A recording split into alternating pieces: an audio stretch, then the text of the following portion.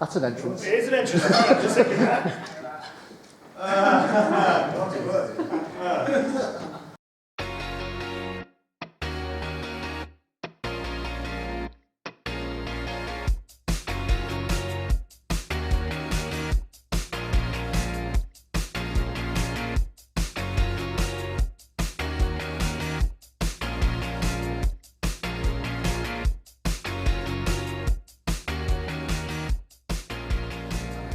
Pretty much give this one to you as we agreed, but very pleased to say, despite the sombre tone behind me, the years of which he was with us, we'll continue past 2016. So I hope you're having a great weekend here at Expo Blackpool. We brought some exclusive this weekend. This is where the ZX Spectrum Next was announced for the first time in the world yesterday. We made that public, a brand new ZX Spectrum hardware computer which is coming out in the future. We released news of that for the first time in the world yesterday, and we love bringing new things to people who love old things so much as we all do here at Replay Events, and absolutely thrilled to be bringing you this weekend as well, Sociable Soccer, which, as we were saying before you came in, John, just now with Gustav, many people have had a go on, very positive reception, but let's talk about that with somebody who knows a lot more about it than me. Would you please put your hands together and help dry John? Thank you very much. You're welcome, John. Do we have the game here to play at all at the end? Or has everyone seen the game? Sociable Soccer, yes? Okay. Right. I'm going to give a little talk now about my career in general, or I can switch and give you a talk about making football games. Which one do you prefer? Football. Football. Football? Both. Both. What's the general consensus? Hands up for... Football. Hands up for football. Hands up for general career. Or we'll go with general career, it's about 50-50, and that's what it said in the brochure, so here we go. Right, so I'm going to talk to you a little bit about, the football games are in here by the way anyway, so it's just more this way. Talk to you about my career as a game designer, and how it's kind of flipped around over the years. So, I started making games, as you can see, in 1985, which is quite a long time ago, certainly before he was around. And I got into games because a friend of mine I was at school with, we were playing in a band together when we were 15. And when we'd gone through our schooling and then our college, and then we both dropped out of college, we found ourselves really without jobs. We told our fathers we were going to be in a band and make money, it's going to be okay, we'll get a van. Of course we didn't get the gigs or the money. So my friend decided to teach himself to program, Chris Yates, my partner at Sensible. So he basically got a Spectrum from a ZX81 from a K's catalogue. Do you remember K's catalogues? Yeah. K's catalogues, you could basically have a Spectrum for a month and then send it back if you didn't like it. So he did it 3 times. And in 3 months he taught himself to program, made a demo, got a job with a local company called LT Software. He had a little demo of Snoopy flying around on his kennel, I remember it. And they got him his job. And I was around his house one day, we were writing music together and recording music, and he was doing this programming stuff. I said, Chris, what are you doing? Well, I've just got myself a job at a local company. I actually earned some money. I was sweeping the floors at Asda at the time for my money.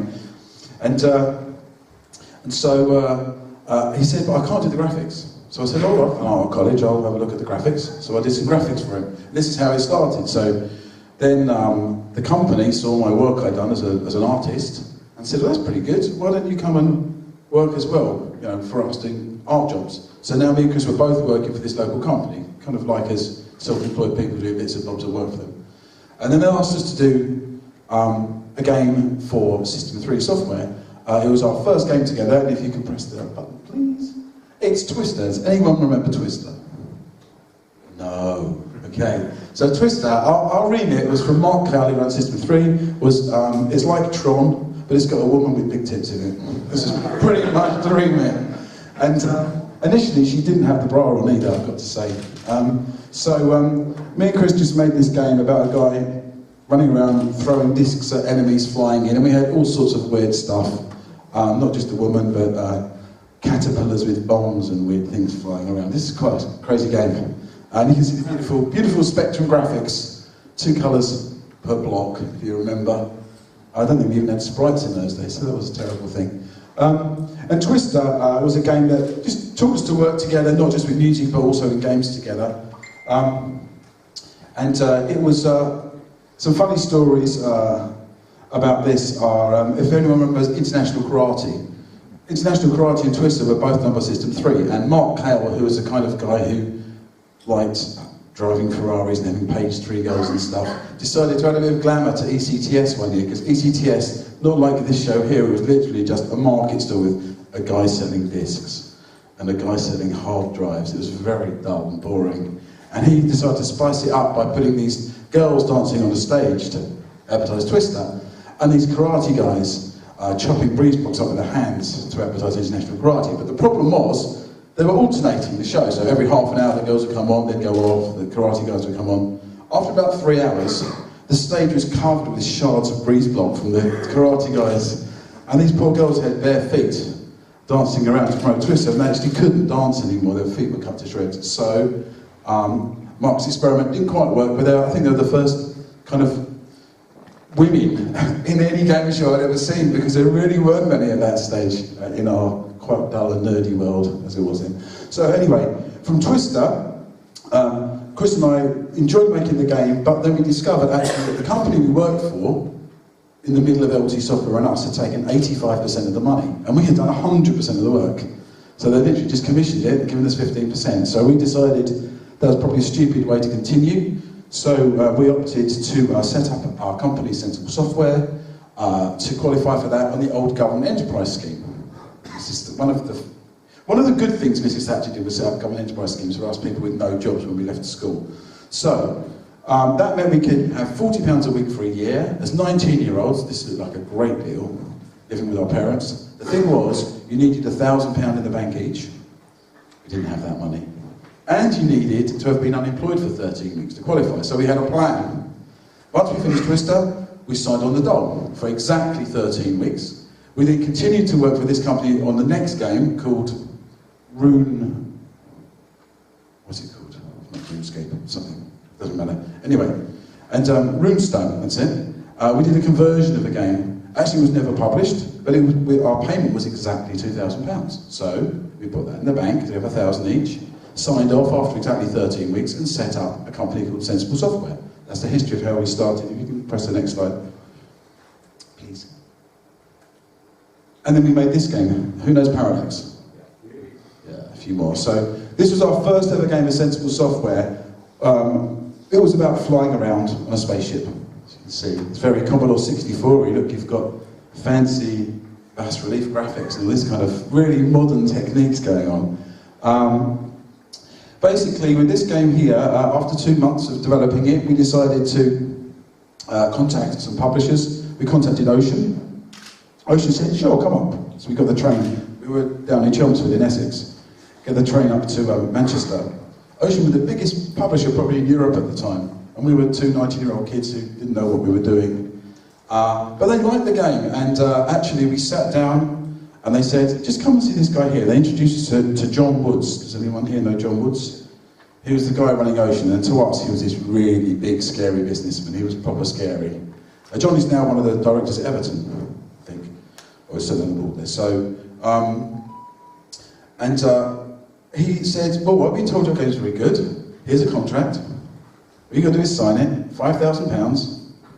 And here's a cheque for £1,000 in advance on our first day of business. We were like, wow, yeah, so we just sign.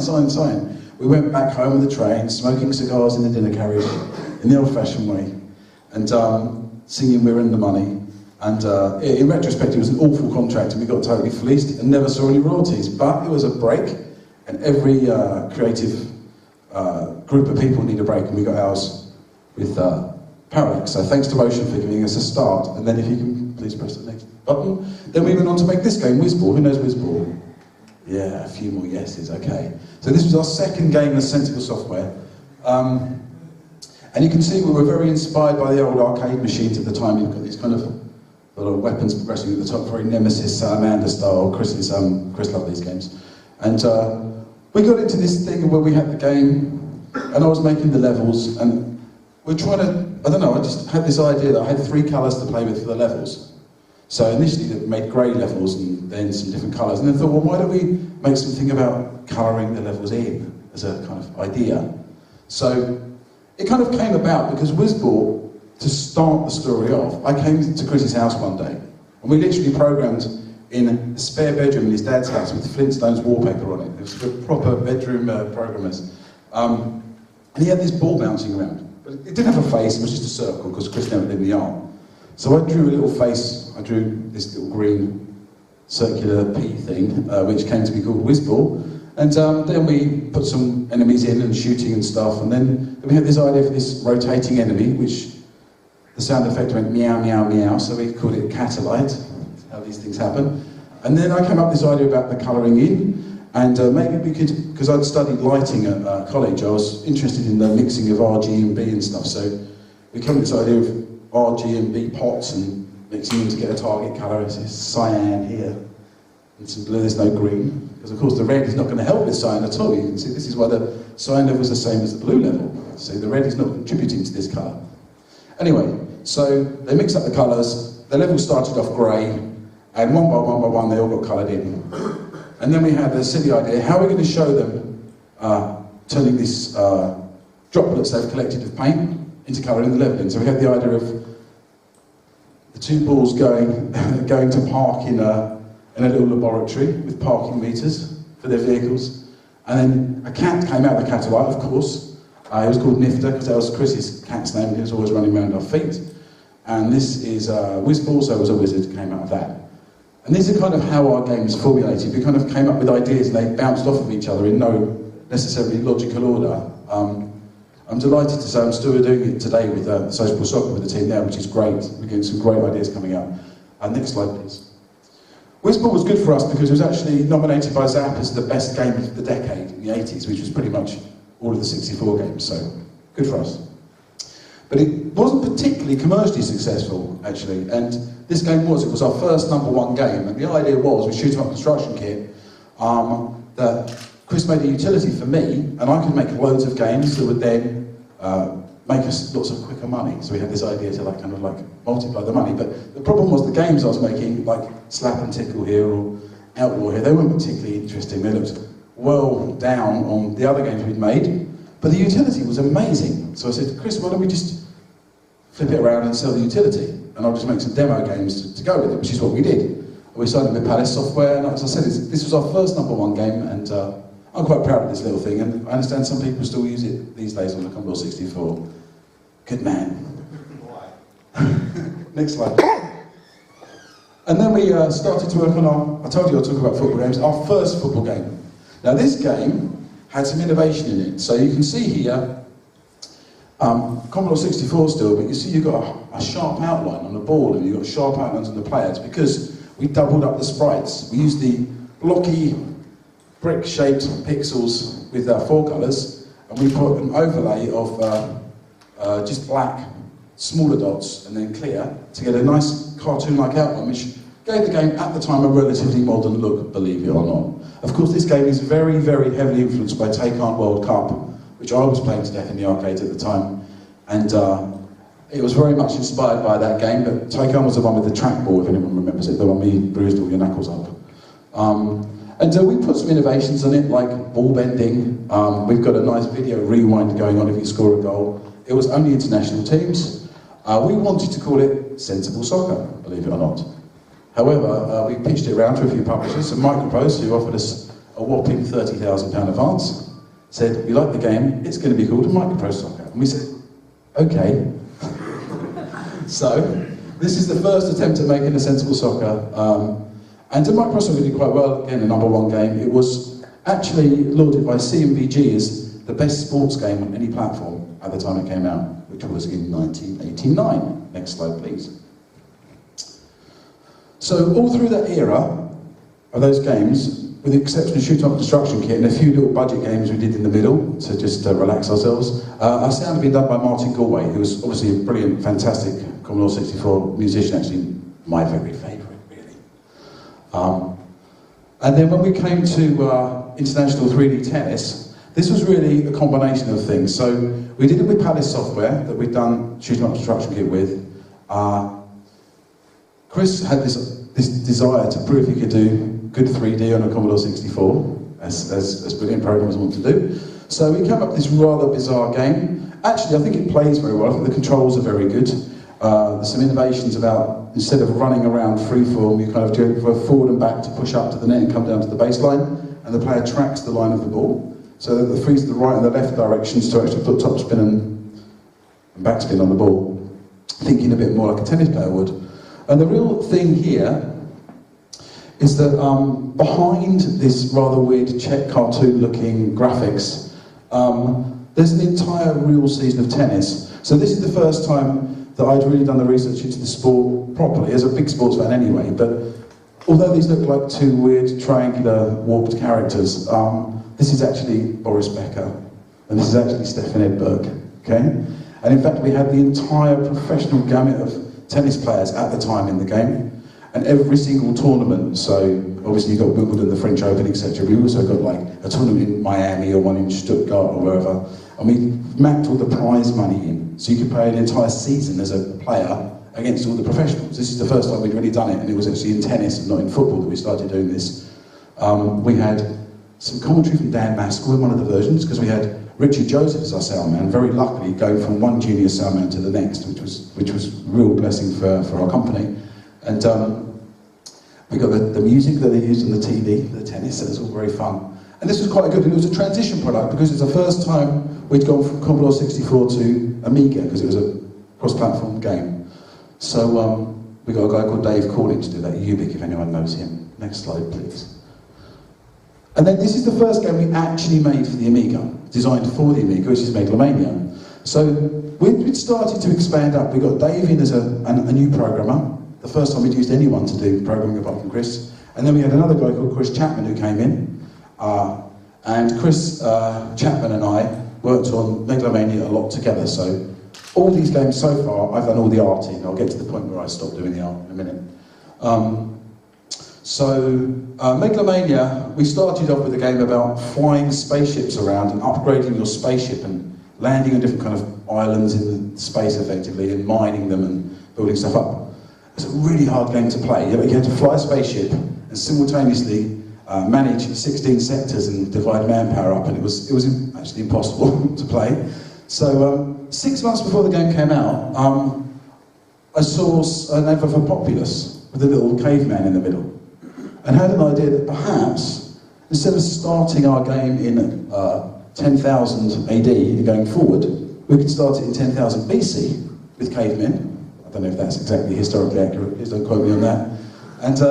And then go forward into history we will understand.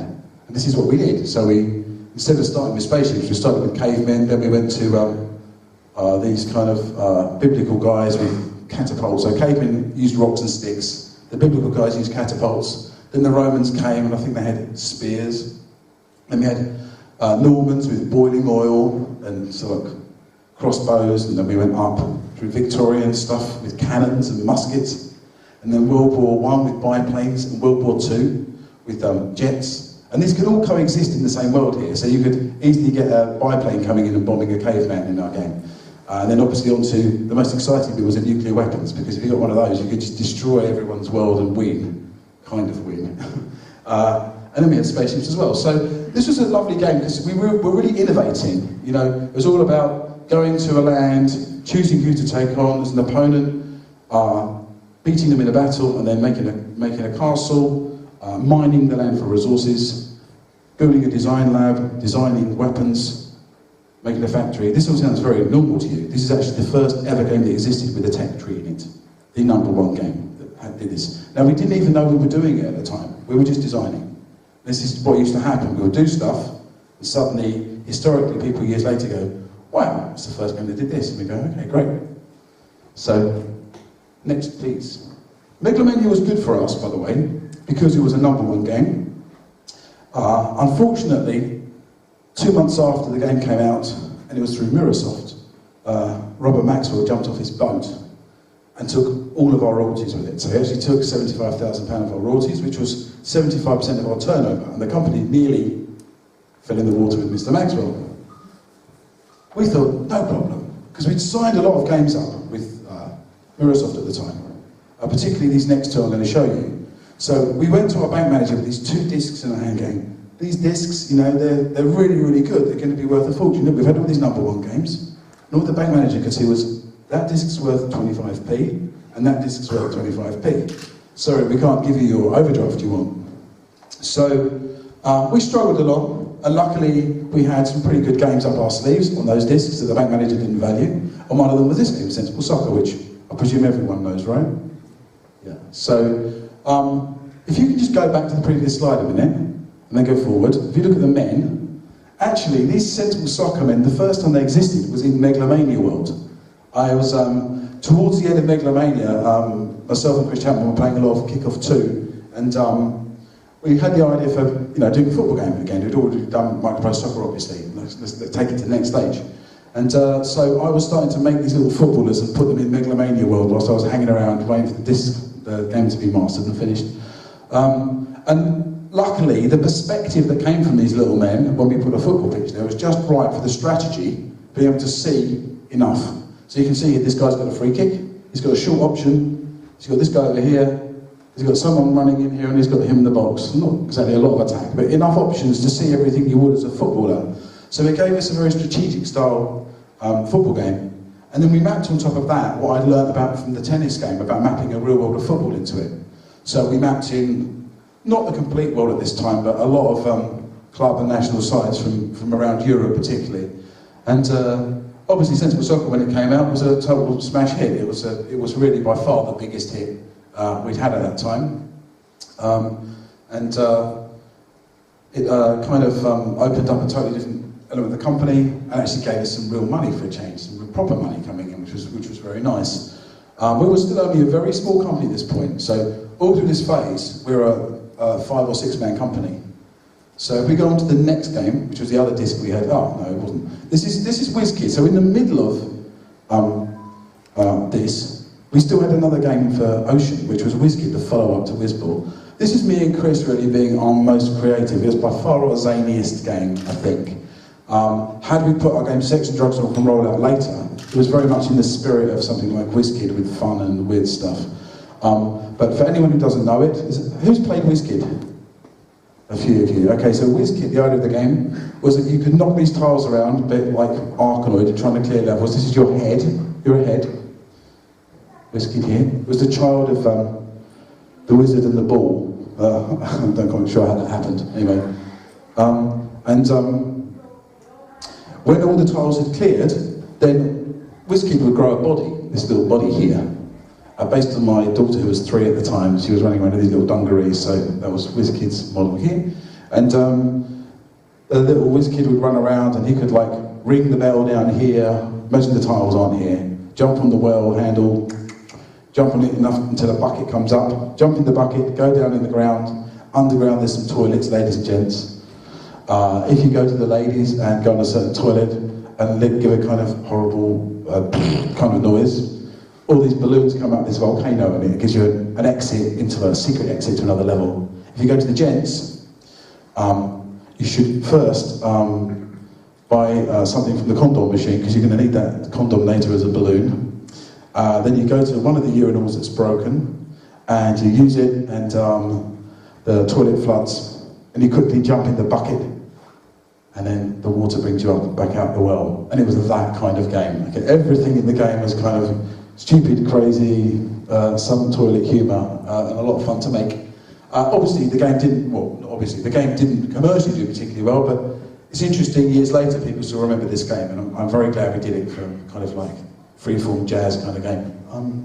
Next slide, please. And now we get to Cannon Fodder. This is the first game I didn't do the art for. We've got a guy called Stu Cambridge in.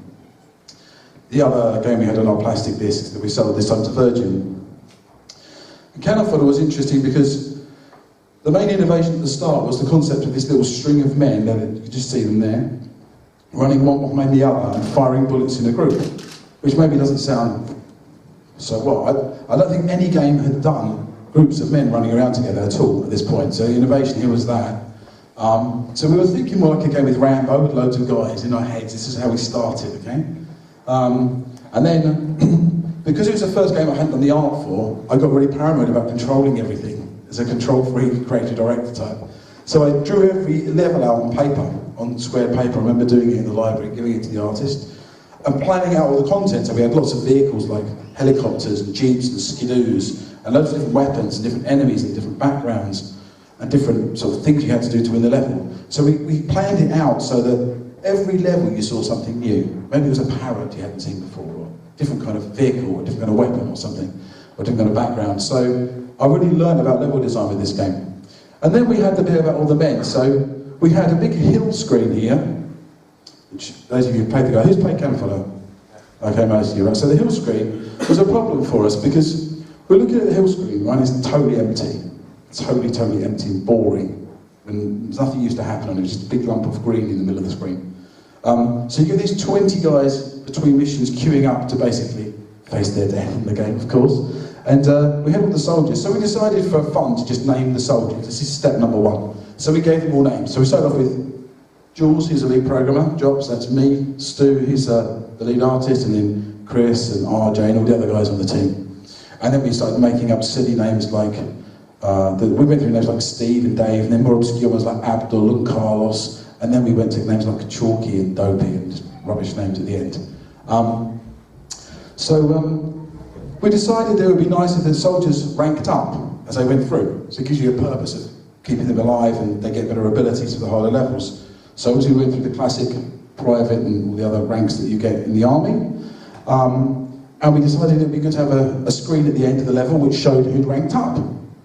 So we had this screen and the names of the soldiers who they ranked up. We played the little military beat, then you got them ranking up. It looked great, you know, the reward section. And then we said, why don't we just, as an experiment, put the names up of the guys who also were there, but they died. It was literally an experiment. And I remember I was all in the office the first time we did it. We went through a whole mission, I don't know, about 6 levels, say. Then we get to the end of it, and you've got like Jules and Jobs, they rank up. And then you get these 18 dead guys after them. We were like, fuck. It's really like war, you know? Remember your heroes and forget all the dead bodies piling up in the muddy field. And so we decided it was such a strong thing to us, we would just play on it. So the first innovation was you weren't allowed to click off the list. You had to acknowledge how many people had died in your pursuit of winning the game. And then the next thing was I took an old love song I'd written about a girlfriend I'd split up with when I was 18, and took all the words out and went to Richard and said, can we work on this? And we remixed it, so just an instrumental version of this song, which was quite mournful, and then we put the poppies on the side, and then you had the whole package of people dying and acknowledging it. So when people think when you make games you premeditate everything, you really don't. Cannon Fodder is an example, Megalomania is an example, and Wizkid is an example of games that we didn't premeditate at all, and even Shoot My Construction Kit. Things just kind of happen out of what you've made. So that's Cannon Fodder. Cannon Fodder was very successful for us, probably our second best game, if you can go forward, please. And then this is our very, very most successful game, the follow-up to Sensible Soccer, Sensible World of Soccer.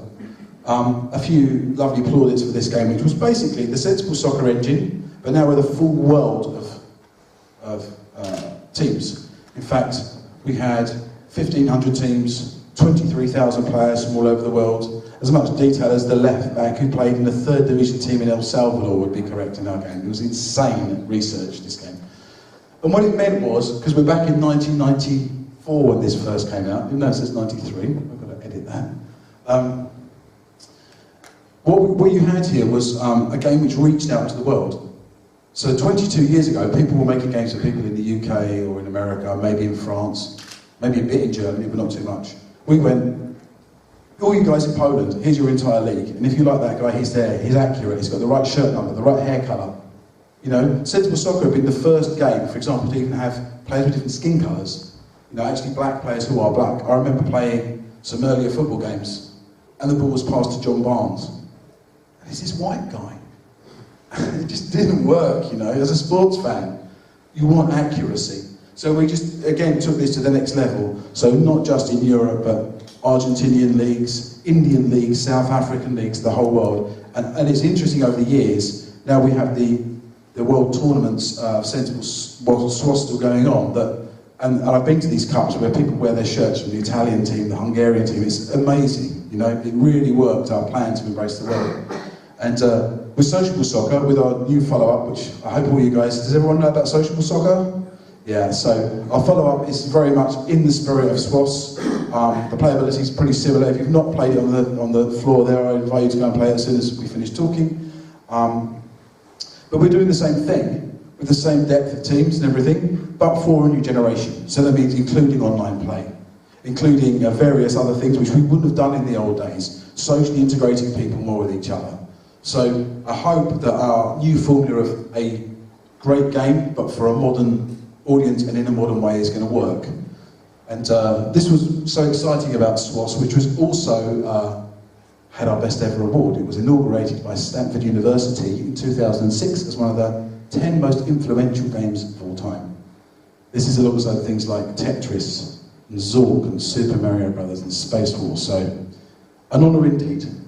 Next, please. It also got me my house, which was rather nice. And this is Cannot Fodder 2. And this is, I feel, from a sensible point of view, it started to wobble a little bit. So, having creatively directed everything, decided to let go of the reins a bit more, and I guess we tried to do a few too many games at once to try and cash in on stuff.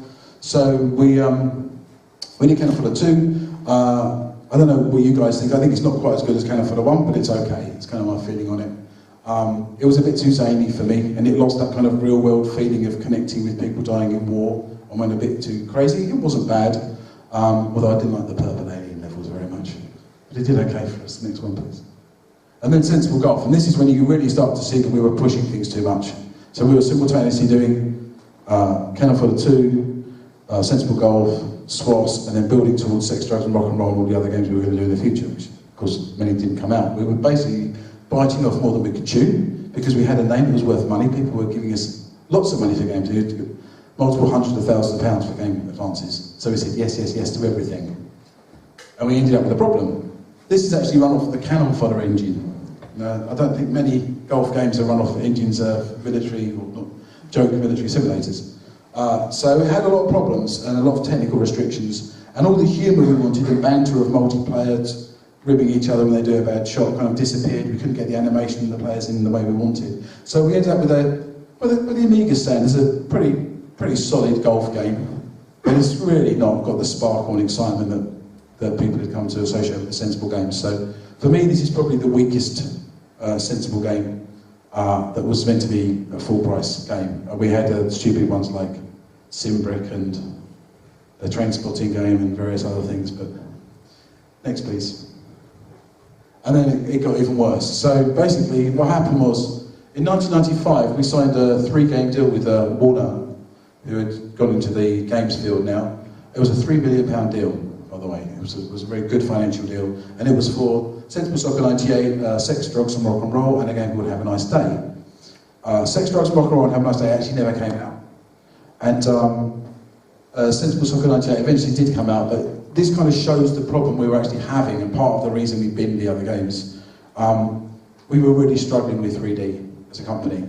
The reason being, unlike all the other companies that had gone to 3D probably in 93, we were still doing 2D stuff until 95, because we were making so much money out of it and so successful. We were probably the most successful developer in Europe at the time. We didn't want to change, and we really hit a tech problem, because we had no programming experience. We had no experience of hiring programmers, and most of the ones we took on were not up to it, the 3D programmers we tried to take on. We had no experience of needing middle management to run a bigger company. And so eventually, it all came to a rather ugly, I can say safely with that guy standing there, conclusion on what we were delivering. So this eventually came out. The other 2 games didn't come out. Luckily, we didn't have to hand the money we had back from Warner back for the games that didn't come out. This was due to us very prudently sitting on our hands and keeping making the games and waiting for them to say, sorry guys, we don't want it, and we feigned disappointment. And I'd love to have seen Sex and Drugs and Rock and Roll come out, but it was very hard to resell that game without a proper program running it, because the program wasn't delivering. So this was kind of the end of Sensible. We kind of had another plan, which would have been to ramp up to an 80-man company from the 20-man company we now were. We were like, you know what, we don't want to know.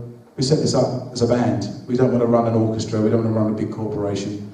We'd made a lot of money and a lot of fun, so in 1999 we sold the company to Codemasters.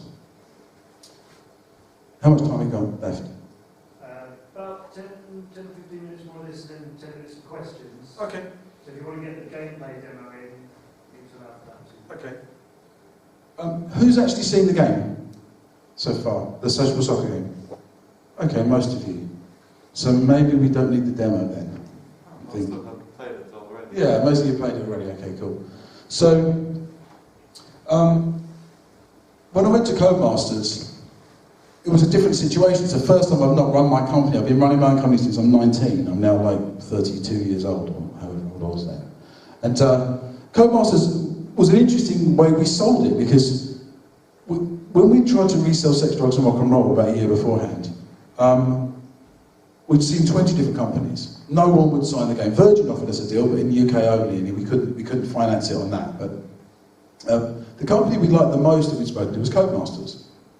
So when we wanted to sell, we just approached them directly and said, look, you know, you were quite interested in what we were doing. Do you want to buy the company? And they said, yeah, sure. And then David Darling, if anyone knows David Darling, he's the most elusive person in the world, the guy who's running Codemasters. He's kind of like a guy who would appear and then disappear. I couldn't track him down for 3 or 4 months. And I went with my wife on holiday in Rome, and we were sitting in the bar upstairs at the hotel we were staying in. And whilst we were chatting and having a drink, I noticed the rather nice legs of a woman a few tables away, and discreetly was looking over there to see this woman's legs. And then, as we do when we think, oh, this is an attractive woman, you'd also check out what kind of bloke she's with. I don't know if you guys have experienced this kind of thing. And the bloke she was with was David Darling. I just couldn't believe it. This is the most crazy coincidence. I've been tracking him down for 3 months, and I'd found him in a hotel on holiday. So went over and said hello to David, and actually we had a really good time, the 4 of us as friends on this little holiday. And the company was signed in 3 weeks and sold. So that's how life works sometimes, very strange coincidences. So when I went to Codemasters as a consultant, I was commissioned to make Cannon Fodder 3. Actually, we had a great design for Cannon Fodder 3, and we started 3 times the development. Unfortunately, the first time, the great programmers all got taken into the core team and off of my team. The second time, we did it in Codemasters Fulham, and Codemasters decided to sell the building, and the team disappeared. And the third time, they kind of stopped and started in a half-hearted way, so it never happened. Beautiful game, and I wish we could have made it. But instead, I learned another side of skills, a new set of skills, more as a consultant. So they had Nassing Boxing, and they were struggling to get it finished. They had 4 or 5 months left, and they got me in to work with the team in Fulham to try and help them get it over the line. And it came out, it was very successful. And then the follow-up to that was Tyson Boxing. I don't know if you guys know any of these games. And like Tyson Boxing was sort of like the first time I'd worked on PlayStation and stuff like that very closely with a team called Atomic Planet up in Middlesbrough. So we did Tyson Boxing, which was more of an experience for me about working with licenses, working in a slightly different way. And then that carried on for a while, and then after about 3 years at Codemasters, I had a 1.5 year time and actually did a 1.5 year more because I really enjoyed working there. And then I decided I wanted a break because I'd been pretty much 15, 16 years just working constantly with no real proper mental break from it. So I took about 6 months. I took the whole World Cup off to watch the World Cup, which was amazing, by the way, every single game. Then I gave it a few more months, and then I started picking up some small consulting jobs with small companies, which didn't make me any money, actually, but taught me about representing people and helping people with their games. And then in 2004, as mobile games were starting to rise, myself and Mike Montgomery and John Phillips from the Bitmap Brothers set up a company called Tower Studios, which is still my company. And the 3 of us set it up to make mobile games, and we managed to get the licenses for Cannon Fodder and Sociable Soccer. And if anyone played these old Nokia versions of Sociable Soccer, they're actually pretty good, the gameplay here. And we also, off the back of it, did something I'd always wanted to do, which was, we couldn't call it Sensible Rugby, but it was Sensible Rugby, but it was called British Lions Rugby Sevens because that was the licence. The real problem with mobile in those days was you couldn't sell original games. There were 100% licensed tie-ins. And there wasn't a lot of money in it, and to be honest, the 3 of us got a bit disillusioned with the old mobile market, and we kind of let it go. Next slide, please. And so I started really doing a lot of consulting with other companies. One of the major companies I worked for was a company called Nikitova Games, based in Kiev in Ukraine. And These games are different. This is a different kind of thing. So you're in a foreign country, working with people who don't have so much of an idea of the games industry as us in terms of the kind of products and how to make the products that are expected. This is also Wii and DS, which for me are entirely new platforms. But I've done boxing games before, so we did Showtime Boxing, a TV license time from America. Not the best game in the world. The Wii was actually very hard to get quick motions in, until they added the plus bit, which made it better, but this was before the plus bit. It was a little bit hard, but it's an okay game. M&M's Adventure is a horrible game, I have to say. It's kind of like a poor man's Mario, themed on M&M's, where you collect M&M's around a factory, but the real problem is, it's just the way we programmed it, and the way that I'd allowed the level-making team to go, basically, I didn't think about having to discipline people to make levels that were the right shape for a game. So for example, in a tutorial you make a very narrow level so that you know that people are going to discover how to jump, how to fire, whatever. These guys make these huge environments. It's like, how do you control or take the gameplay through an open, like, football pitch when you want people to find things? So anyway, not a great game, but I learned more about working with licenses. And this DS game, Casper Scarecrow, is actually a really nice game. I like this. It's a game for children about sneaking around whilst the teacher's not looking and swapping things with people and getting good grades in school in different subjects. So that's really nice. It's got some beautiful artwork. So I learned some interesting things in my 2 years with Nikotova. And I also did a lot of consulting on football games. So does anyone know any of these football superstars? Anyone know this? This was a PC game. I was brought in to help on the way they worked out the skills of the players and stuff like that. It was a really weird idea. So this is consulting work where you don't control the design, you just come in and do a job and get paid by the day. So most of this is. So the idea was you kind of had a lifestyle game where you'd like go and get a girlfriend and buy a flat and have a car and then go and play football and then come back, and it was a bit of a weird combo and it didn't quite work, but it was interesting. And it was 11 guys per side online with 22 different people online simultaneously, which brings its own challenges as well, I have to say, on PC. This was Real Madrid, the game, again with my friends at Atomic Planet in Middlesbrough. I just, again, did some work on the skill set here for them. It was a console game. Icon Football, probably the best of those games. This is made in Turkey by a guy called Mev Dig, who used to own Vivid Image. Does anyone remember Vivid Image? So, First Samurai and games like that. So this was his company in Turkey. He's actually one of the founding people in the industry over there. And this was again 11-a-side, very successful in Turkey and a lot better than this game. But unfortunately they couldn't make it break outside of their country. And then Sensible Soccer 2006, I worked on as a consultant. Myself and David Darling ran the design together. Of the 3D games we've had out so far, this is the one I prefer the most at the Sensible Soccers.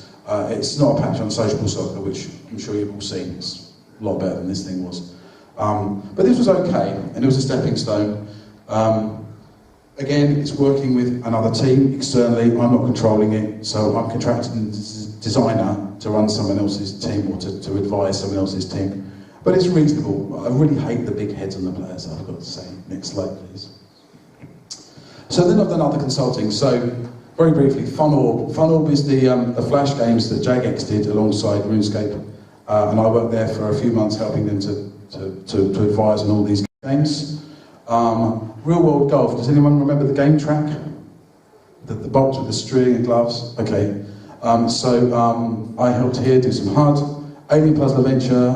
Well, Doctor Who. Let's do Doctor Who first. This was an emergency. Make our 3 out of 10 game a 5 out of 10 game, please, and get it out for Christmas, which I did. Another game with huge levels and absolutely no gameplay at all. And then Alien Puzzle Adventure was a little game on the DS, which I worked on with a company called Vivid, a Polish company.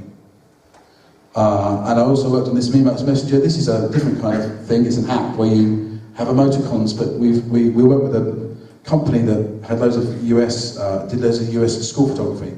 They had 3 million photos, and we mapped the photos onto a 3D head. So when you did the smile, it was actually an animation of you going to your friend. It was quite a cool idea, but unfortunately, the company that commissioned it decided you needed an AOL account to even open the app up, and that kind of killed it, stone dead. Shoot to Kill's a little game I did with the Polish guys. I signed a 3 game deal with them.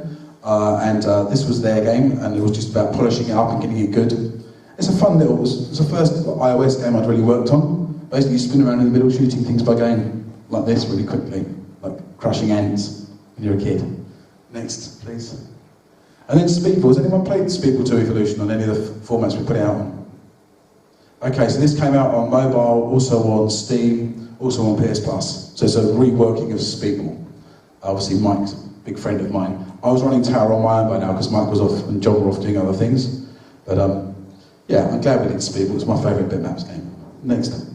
And World Explorer, which is was my game. So this took quite a few years to make. It's a game about exploring the world with crosswords, which we're about to relaunch very soon. We've just fixed some bugs and added some new features, and that will be coming out very soon. So if you see that, please buy it. Next. And finally, Sociable Soccer. So Sociable Soccer is what we're working on now. For those of you who don't know, it's a 5-platform game. So you've got PC, PlayStation 4, Xbox One, and also iOS and Android. Working with a fantastic team in Finland, people like Gustav here who's helping us, friend here. Sociable Soccer will be coming out towards the end of this year, maybe the beginning of next year. We're still sorting out who our publishing partners are going to be. But as you can see, all those of you that played it, does anyone who's played it dislike the game at all? Does anyone who's played it think that it doesn't quite match up to your expectations as regards to SWOS and previous games? Does anyone who played it thinks it's better than SWOS? Okay, so it's right on a level, yeah? That's very good. Okay, so I don't know if we want to do a game demo or we want to go straight to Q&A. I guess if you've all played the game, it's probably not really worth doing a game demo very much. But I'd like to talk about the tournament that we've got as well. Yeah. So Gustav, do you want to come and say a few words? Because we've got 16 guys, right? Yeah, it's the final 16. I think there's some of you in here maybe that have signed up for the... Well, you got to write down your score from games that you played over there, and then you're like qualified for the last 16. Yeah, we have a last 16 tournament with the grand final on the stage. And there's I'm not gonna check the people, like we're gonna announce it, then people are gonna come over at 4 o'clock, and if they don't come over, we'll fill the places, so you're welcome to come over. As a standby. Yeah. So 4 o'clock, it's a final 16 showdown of Sociable Soccer with the final on the big stage. And if you're not in the final 16, if Gustav, have you told everyone who's in the final 16 they're in it? Have you already told them? No, we haven't made an announcement yet. Okay. So we'll be able to do an announcement now. Well, yeah, I don't. Do you want to do the announcement in the main hall? We can do it there. We can do it here. Do that as well. Well, do them here. I don't know if the people are here. But it's Barry Riddyford, Danny Wells, Mark Webster, Johnny Drake, Paul Driscoll, Matt Goss, Jon Hare, Charles McQuillan, and Gareth. Some of the names are hard. Okay, yeah. Okay, John O'Neill, Charles McMillan, Gareth Miller, Matt Goss, Paul Driscoll, Johnny Drake, Mark Webster, Danny Wells, Barry Riddyford, and Ian Wall. Yeah. Is that not 16? No. Oh, there's not. No, there's no more. Okay. Oh, yeah. Okay, there's a few spare places up for grabs in this tournament if you fancy it, okay? Just be 4 o'clock by where the Sociable Soccer machines are. Yeah. Okay, thanks Gustav. And come and find me or Gustav, we'll help you with it. Okay, so if you want to see the game, if you haven't seen the game already, it's at the stand, go check it out.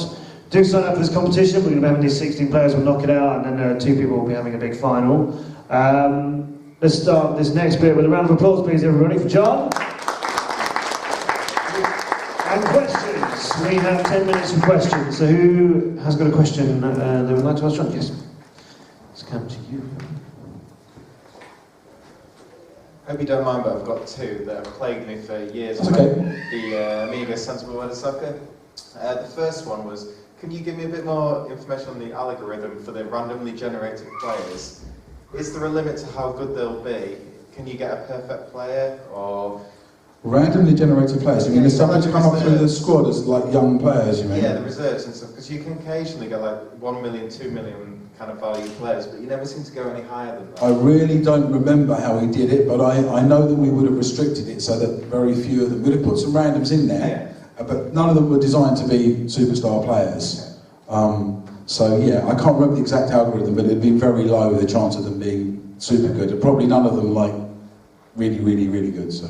That's fair enough. And my next question kind of rolls onto that, is that I always found that when I was playing Sensible Soccer, the players' values just completely plummeted after a while.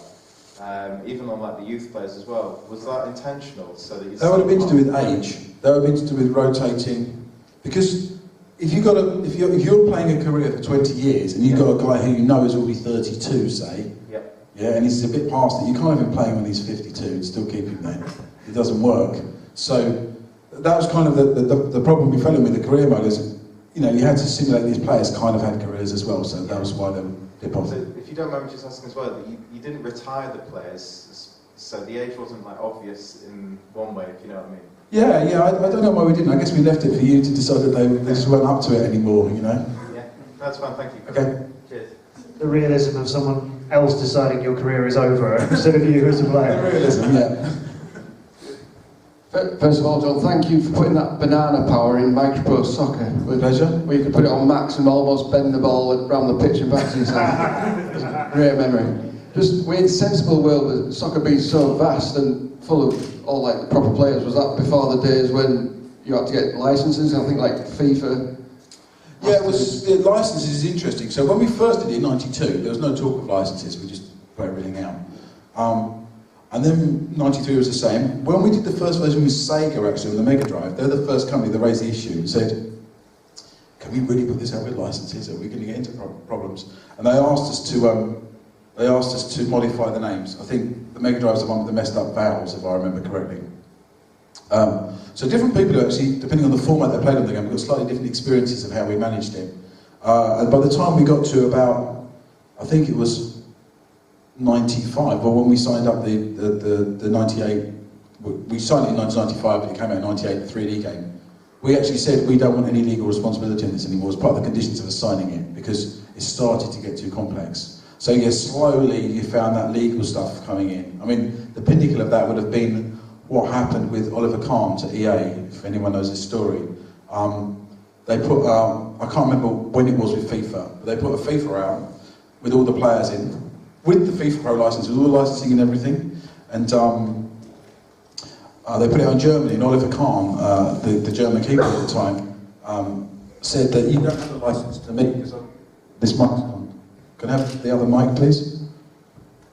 He said, oh, actually it's okay now, it's come back. He said, you don't have my license, because I've got a license which trumps the FIFA Pro license, and you can't use me. And the whole stock got pulled from the whole of Germany on this game because of one person in a game with thousands of players in it. So yeah, you have to be very careful with this stuff. Yeah. Hi. When Sensible was released on the Commodore Amiga, shortly after there was a controversial clone released, Football Glory. What was your thoughts at the time, and did you ever play it? What did you think? I didn't play Football Glory. I met the guys who made it, a guy called a team called Crow Team, the Croatian team. They did it as kind of a tribute, and actually when I met them, they said that, and that's kind of how I took it. I think that you've got two ways of dealing with being successful. You can either be litigious and go, right, I own that, so you can't do it, or you go, well, you know, you're not making a ton of money, so it's not financially problematic. And actually, from an artistic, creative point of view, it's quite nice for people to copy you. You know, it's quite flattering. So I think we took the latter opinion. If someone would have been deliberately abusing it by, you know, making tons of money, or abusing it, I mean, a lot of people abuse games, remember, from piracy, you know. A lot of people, even who, probably some of the people in this room, and if you go across Europe, nearly everybody. So we're used to things not quite going the way you want anyway. But yeah, Football Glory and various other tribute games. Interestingly, now there's some stuff coming out, you know. Dan Marshall just announced he's doing a new game, which is inspired by Sensi, because he doesn't like football, so let's see where that goes. Various people have tried over the years. One thing I'm very proud of with Sociable Soccer is that it's not easy to mimic Sensible Soccer. And I think it proves with that game that you need to know what you're doing to make it work. There's a lot of calculations and stuff going on underneath to make sure it plays in a certain way, which that's why I've always been confident no one can copy it. It's too difficult to get it right. Let them try that. John, and a bit of a random one. A lot of us grew up playing sensible soccer, kind of that sort of thing. How does it feel looking back that something you did 20 odd years ago is something that is somebody's prized possession? Oh, it's amazing. I've got to say, you know, it's easy to take it for granted because it's always been quite a long time this has been going on now. But it's amazing for me because it's not just in this country either. Like we've been, last year, myself and Andrew Barnabas Barn, we did a tour, a musical tour. So we played as a two-man act some of the tunes, you know, from Canon Fodder and Sociable Soccer and these other games. We got about an 8-song set together. And we did a gig in Munich, we did one in Warsaw, we did one in Amsterdam, and we did a 2 or 3 across the UK. So, and it's amazing how much people remember that stuff. I'm very lucky to have been in that place. I'm hoping that when we put Sociable Soccer out, that we join now with them, so we get the combination of the past and the future. We can't just keep on looking back. So, but yeah, I love it. I'm very privileged. That sounds like a gig we should get at a future play event. We should have you on a stage doing your 8 songs. Happy to do that if Barn's up for it. That sounds like fun. Any more questions? One question I would like to ask, because I'm making my way over here, why has it taken so long? John, it's been ages since Sensible Soccer, and we're doing Sociable Soccer now. I mentioned this to Gustav yesterday. He said you were quite choosy about who you wanted to work on this. Does it literally mean you've taken this long to find the right team to stay true to the original? I think I have been doing other stuff. Obviously, I've been consulting around and not being free to do stuff. The reason this game came about, when I was working on the ICANN football with the Turkish team, it's the first time I was starting to think about ways of doing online leagues, ways of planning people together. So in Sociable Soccer, for example, when you sign into the game, the first thing it will ask you is, what club do you support and what country? So you might choose Liverpool in England, say. This then means you join these clubs in the game in the online leagues. You are now playing for Liverpool in England against everyone around the world for their teams in different leagues. And this idea is something I've had a long time. It's from 8 years ago. Because I know the power, as a football fan, I know the power of once you support a club, when you're playing for the club, and in our game you can actually make your 3D player avatar and then put yourself in the team. So if you're a Liverpool fan, you can play alongside Firmino and all these other guys. Something, if you play well, it'll reward you by putting you in the game. And also, it will give you classic players in. So it'll give you like Ian Rush comes back, or Emily Hughes comes back. So we're really playing on the football fan thing with it, which basically also works as a game mechanic of having star players, but at the same time you're pushing your career forward to get your appearances for your club, and then you can play well for your country as well, and your goal scoring record, on top of all the other stuff, and on top of the entire world that people are used to with all the different competitions. We've got 65 competitions from all around the world, 5 leagues, 5 English leagues, 2 cups, all the Scottish leagues and everything else like this. So we really are, actually not all the Scottish leagues, that's a lie, 2 of them. So we really are innovating in many ways in the way that this game is. So Sensible Soccer, as the engine is the core, but we're doing more innovation. Now the reason this has come about is I'm waiting for the right team. And actually in Helsinki in September last year, I was at a show there, and I just finished doing karaoke with a friend of mine. We did Twist and Shout at the karaoke at the party afterwards, in this big hall. And afterwards these 3 Finnish guys come up to me and said hello, and you know, told me their names, and they showed me a demo of an ice hockey game they'd made. And I'm like, that's pretty cool. And I said, well, I've been thinking about doing this football game, and I just finished working on Word Explorer, which had taken a lot of my life away, actually, with lots of research. And I said, maybe we can do something. I didn't think anything else of it, and until a few weeks later, they sort of contacted me back and said, well, we've had a go at this football thing. And I thought, okay, so you're keen, and I know you're good. And their history's really good. I mean, these are guys, one of them's a founder of Remedy that made Max Payne and Quantum Break recently. One of them did Mountain Sheep to the Minigore and Digital Chocolate founders and stuff. So I knew they were good, you know? So this was the team. And you can see the difference. Then you get a great game coming out. Making games is all about people. Okay? So that's the lesson here. So hopefully, when we put Sociable Soccer out, you'll see, when we said it's the spiritual successor, you've got to remember we're 24 years forward of when Sensible Soccer came out. We can't pretend we're in the past. We've got to deliver this to a new generation. So younger guys, like this little guy here, I would like someone like him to be loving the game. Nobody does. That's brilliant. And all his friends. Can't beat me, though. You'll beat him. I remember I could never beat my dad at Sabutio. I beat him for the first time when I was 11, and I loved that moment. And you'll beat him soon. Don't worry. Just be patient. question from you. Hi John, just thought I'd throw a cannon fodder one at you, just to make it a bit different. Yeah. Did you ever get a chance to meet with the Royal British Legion when they kicked off about Poppy being on the box? Great question. We didn't actually meet with them directly. We conversed with them via lawyers almost, actually. So I can't tell you how disappointed I was by them. We put a Poppy on the game, actually as a respect to people who died in war, to be clear, because we knew the game was about that. And they turned around and said, we own the copyright to that particular Poppy, it's not yours, you've got to take it off the box. And then they demanded we gave them 500 quid at the time. Did you use a certain image of a Poppy? We just used it, we put Poppies on in November, we just basically did a picture of that. It's on a black box, that was the original artwork. And so it wasn't their image of a Poppy that you pulled from their logo and slapped it on the game, it was it was just a Poppy. Yeah. And Virgin had used it, I think, as some advertising, because that was the plan to be the box artwork. And they just basically came down with a ton of bricks and said, you can't do that. And they also said, wrongly, that the game was an insult to people who died in war to put it in as a frivolous computer game. And what annoyed me the most was they'd obviously never played the game before they made the comment. So, no, we had the conversation with the lawyers about it, and to be honest, I bought 250 Poppies back in 1993, and I never bought one since. And I would always buy them before then, so I was really disappointed in their rather heavy-handed kind of way of dealing with it. Any more questions? Are there any more questions? Oh, yes. Hi, my name's Dan from London Amiga.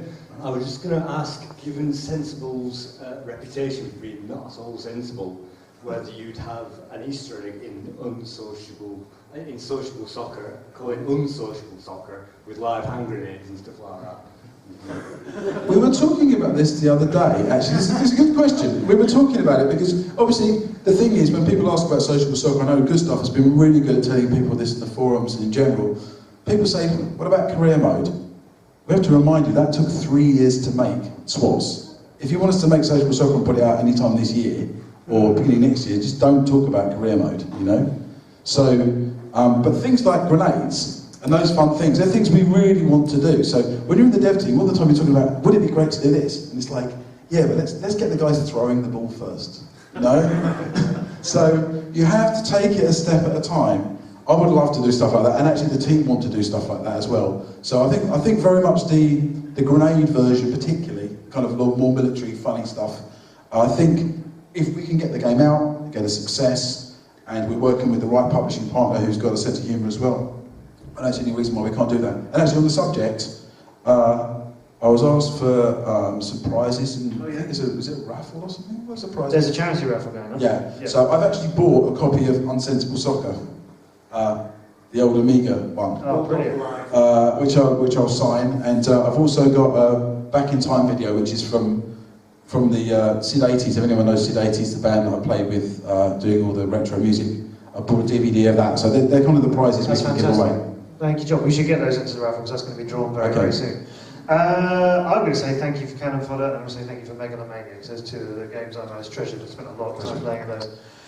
We'll have to leave it there, everybody, but I know, all the guests that we're so lucky to have at these replay events, I'm sure you'll be willing to have more of a chat with everybody, but we've also got this tournament happening as well, so if you want some Sociable Soccer action, and if you'd like to get in on this tournament, then see Gustav, grab a spot in that, and then we'll all make our way to the main room, and that tournament will be kicking off very, very, very soon. So let's have another round of applause, please, everybody, for Jon Hare. And thank you, Gustav, as well.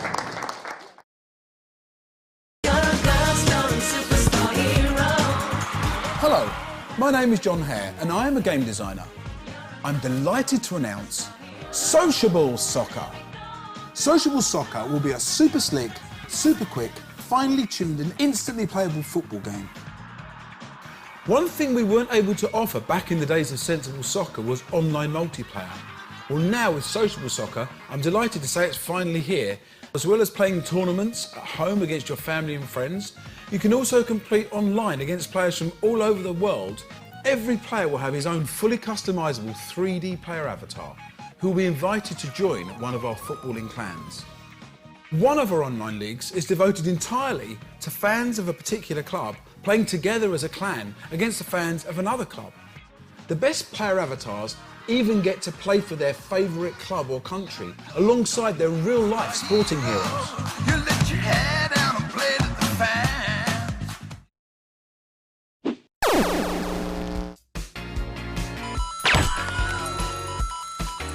If you only knew the power of the dark side. 2, 1, 0.